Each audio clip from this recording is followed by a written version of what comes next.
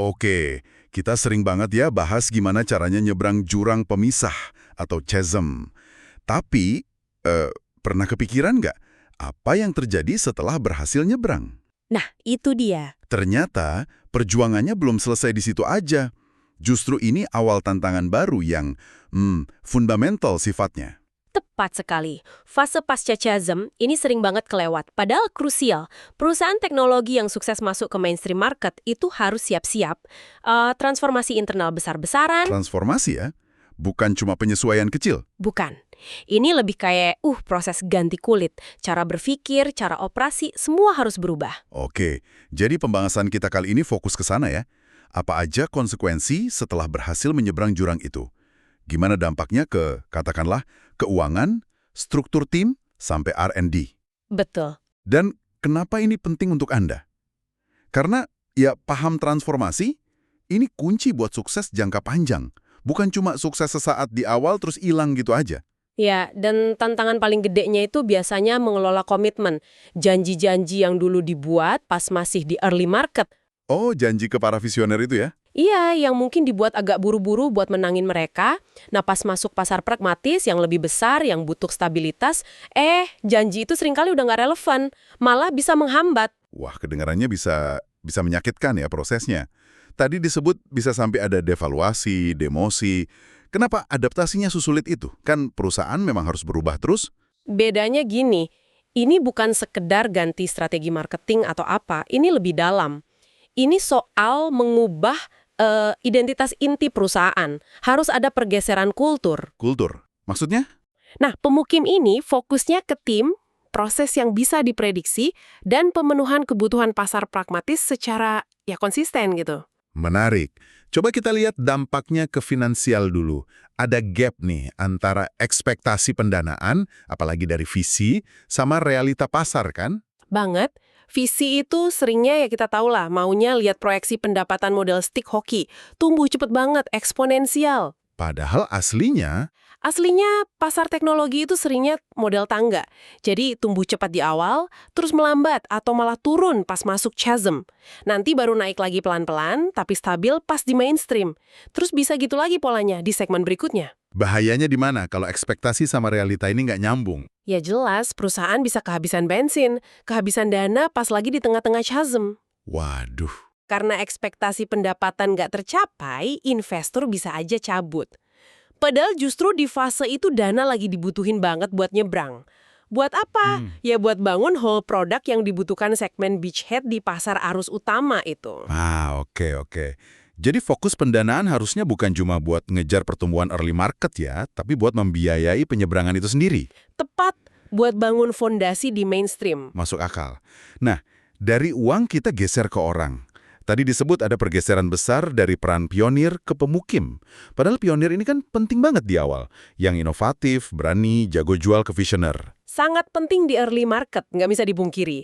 Tapi masalahnya pasca chasm, mentalitas pionir ini justru bisa jadi penghalang. Penghalang gimana? Mereka mungkin agak resisten ya, sama standarisasi, sama proses. Hal-hal yang dianggap membosankan sama pionir, tapi penting buat pasar pragmatis. Contohnya, penjual tipe pionir, dia bisa aja terus ngejar deal-deal unik yang custom, padahal itu malah ganggu fokus ke pasar utama yang butuh solusi standar. Oke. Terus, peran pemukim ini seperti apa aja yang dibutuhkan? Kita butuh fungsi-fungsi baru yang fokusnya ke stabilitas, ke pengembangan pasar jangka panjang. Bukan cuma cari deal baru terus, tapi bangun hubungan, pastikan implementasi sukses, paham banget kebutuhan spesifik segmen mainstream. Contohnya? Ya peran kayak target market segment manager, terus account manager yang fokusnya retensi dan pengembangan klien yang udah ada, sama product marketing manager yang benar-benar ngerti gimana cara ngomong ke pembeli pragmatis. Otoritas juga geser. Otoritas geser gimana? Tadinya mungkin product manager yang fokus ke fitur inti produk, dia yang paling didengar. Sekarang mungkin lebih ke product marketing manager yang paham pasar secara keseluruhan.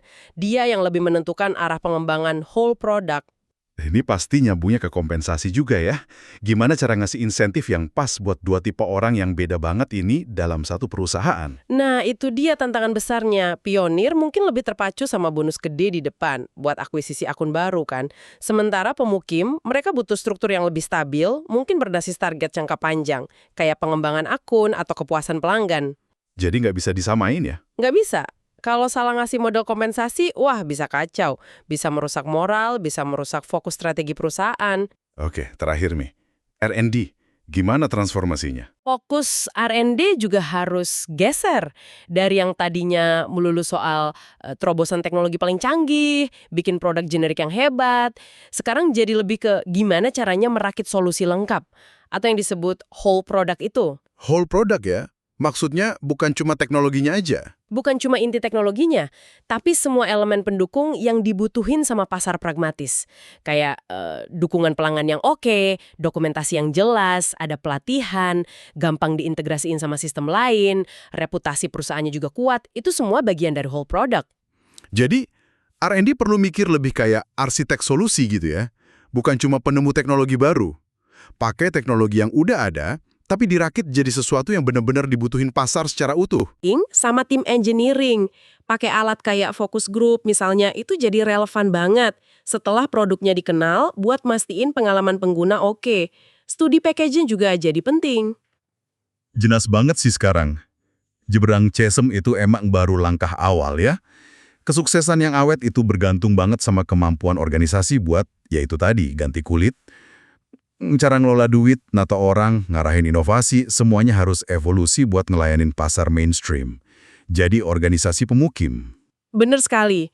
Proses adaptasi yang dalam dan berkelanjutan sifatnya. Oke. Nah, sebagai penutup, mungkin ini pertanyaan buat Anda renungkan sendiri ya. Kira-kira berapa banyak sih inovasi keren yang akhirnya gagal, bukan karena teknologinya jelek atau pasarnya nggak ada, tapi justru karena organisasinya itu nggak mampu melakukan pergantian kulit ini setelah sukses awal? Gimana caranya kita atau perusahaan Anda bisa lebih proaktif ngelola transisi ini biar pertumbuhannya bisa jangka panjang?